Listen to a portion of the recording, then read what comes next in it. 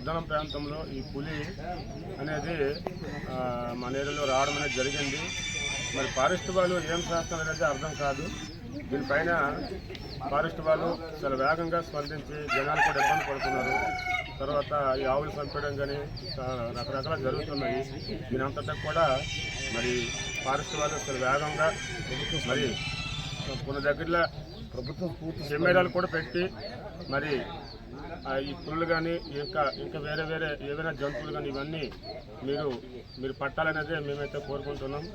మాకైతే చాలా ఇబ్బందిగా ఉంది. ఉద్యానం ప్రాంతంలో ఎవరో తోటలకు వెళ్ళడం కానీ అలాగే పనులు చేసుకోవడం కానీ కూలి పనులకు వెళ్ళడం కానీ ఇవన్నీ చాలా ఇబ్బంది జరుగుతుంది.